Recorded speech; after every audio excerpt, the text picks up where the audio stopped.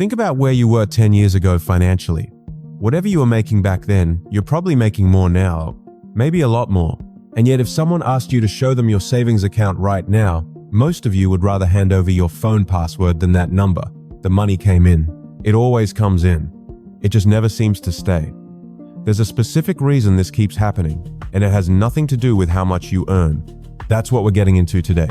Think about the last time you got a raise. Real excitement, right? For maybe 2 weeks. Then somehow 3 months later, you're in the exact same financial position you were before, just with a slightly nicer streaming subscription and a gym membership you use 4 times a year. This is not a coincidence. This is a pattern, and it happens to almost everyone. Ask 10 people who got a meaningful raise in the last 2 years whether their savings went up by the same amount. 9 of them will go quiet.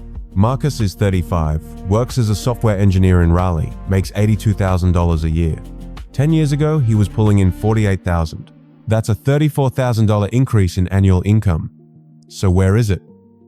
Well, when he got his first raise, he moved into a better apartment.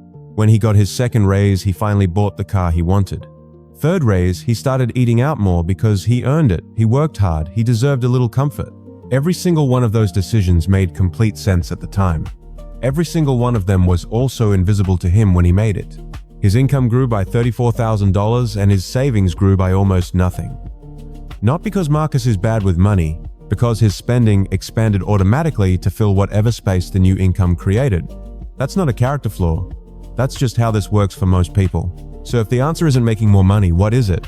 That's what we need to figure out. Here's the thing, your bank statement already knows, but you probably haven't looked at closely enough. Your money isn't disappearing in one big, obvious chunk. It's leaving in small amounts constantly through purchases your brain doesn't even register as real spending. Not the rent check, not the car payment. The other stuff? The stuff you buy on autopilot. You've got 4 streaming services and you actively watch 2 of them. You've got a wellness app you downloaded during a stressful week in February and haven't opened since.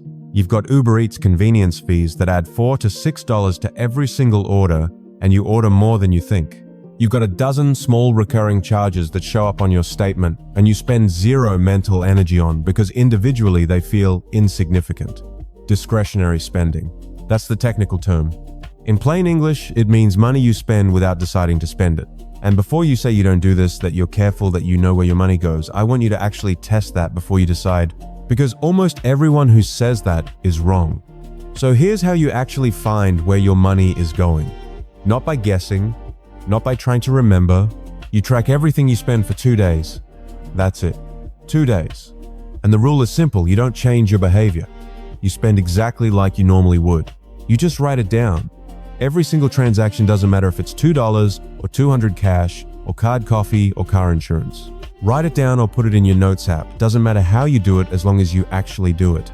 At the end of day 2, add it all up and multiply by 15. That's your estimated monthly spending. Most people who do this exercise look at that number and genuinely cannot explain where it came from. The gap between what you think you spend and what you actually spend is where the real problem lives.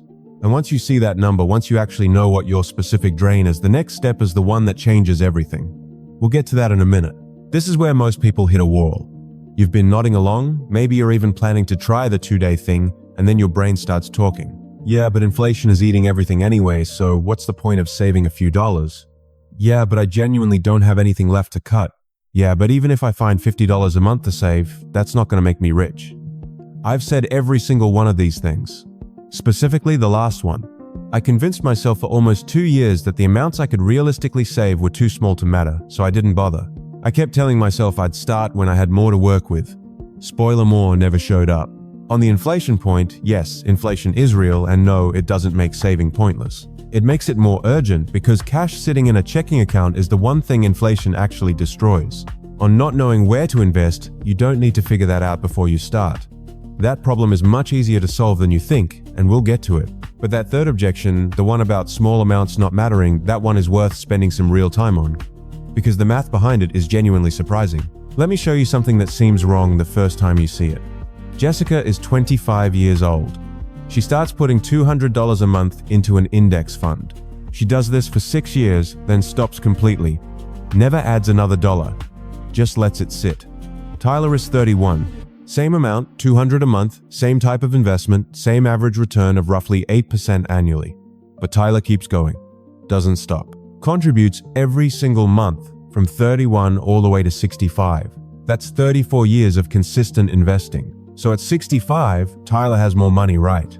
He put in dramatically more, he invested for much longer, he was disciplined for 3.5 decades. Except that's not what the numbers show. Jessica ends up with approximately $340,000 at 65, despite contributing for only 6 years and never touching it again. Tyler, after 34 years of never missing a month, ends up with around $320,000. Tyler did everything right for longer than some people have been alive, and still came up short against someone who started 6 years earlier and quit. The only variable that actually mattered was when Jessica started. Every year you wait has a price tag. It's not abstract. It's a specific number, and that number gets bigger every single year you put this off. So now you know where the money's going. And you've seen what starting early actually does to the math. The next step is one that most people get completely backwards. Here's how the average person handles money. Paycheck comes in, rent goes out, car payment goes out, utilities, groceries, subscriptions, all of it goes out. And then whatever is left over at the end of the month, that's what gets saved. Except there's almost never anything left over. And this isn't because people are irresponsible. It's because this system is structurally broken from the start. When saving is the last thing that happens, it will always lose to everything else that comes before it. Here's an interesting piece of history.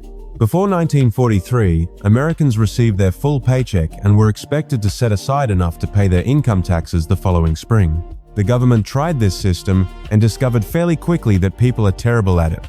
Not some people, most people.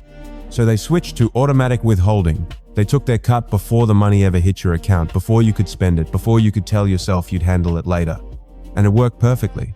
Not because people suddenly became more disciplined, because the system stopped relying on discipline entirely. That's the entire logic of paying yourself first. You move your savings the same way the IRS moves your taxes. Before you see it, before you can spend it, before your brain gets a chance to decide it needs something else. The version of you that sees a full paycheck and tries to save what's left will fail almost every time. The version of you that never sees that money in the first place doesn't have to fight that battle at all. And this is where everything we've talked about today actually connects. Because paying yourself first only works consistently if you automate it. This is the part that matters most. Not the budgeting, not the tracking, not the willpower. The automation. Here's what manual saving looks like in practice. Month 1, you transfer the money, you feel good about yourself. Month 2, something comes up, you tell yourself, you'll do it next month. Month 3, you forget. Month 6, you're back to zero progress and you feel worse about it than when you started. This is not a personal failure. This is exactly what happens when a system depends on a human being to remember and choose correctly every single month under varying levels of stress exhaustion and distraction. It will break every time. What actually works is removing yourself from the decision entirely. You set up an automatic transfer from your checking account to a savings or investment account on the same day you get paid. Not the day after. Not when you feel ready. The same day the paycheck lands. Before you log in and see the full balance. Before you remember that your friend's birthday is coming up or that your couch is looking rough. You set the amount, you set the date, and then you never have to make that decision again because it's already made. 3 things to do right now. First, open your bank's app and find the automatic transfer or recurring transfer feature. Every major bank has one. Second, pick an amount that won't break you but will actually move the needle. Even $75 or $100 to start is real. Third, set it to transfer on your next payday and leave it alone. That's the whole system. It's not complicated. The reason most people don't do it isn't because it's hard. It's because no one framed it this way before. Which brings us back to where we started. Marcus in Raleigh, $34,000 more per year than he made a decade ago savings account that tells a completely different story. The problem was never his income. The problem was that every raise he got went straight into lifestyle before he ever had a chance to make a different decision. His spending expanded automatically and his saving never did. That's the pattern. That's what's happening to most people who feel like they should be further along by now. You don't need a higher salary to break it. You need a system that works the same way your worst financial habits already work automatically in the background without asking for your permission every month. Find where your money is actually going. Understand that time is worth more than amount when it comes to investing. Pay yourself before you pay everything else. And then automate it so you never have to rely on motivation to make it happen. The people who build real wealth on normal incomes aren't more disciplined than you. They just stop depending on discipline to do a job that a 15-minute setup can handle permanently. Start that setup today. Your future self is already doing the math.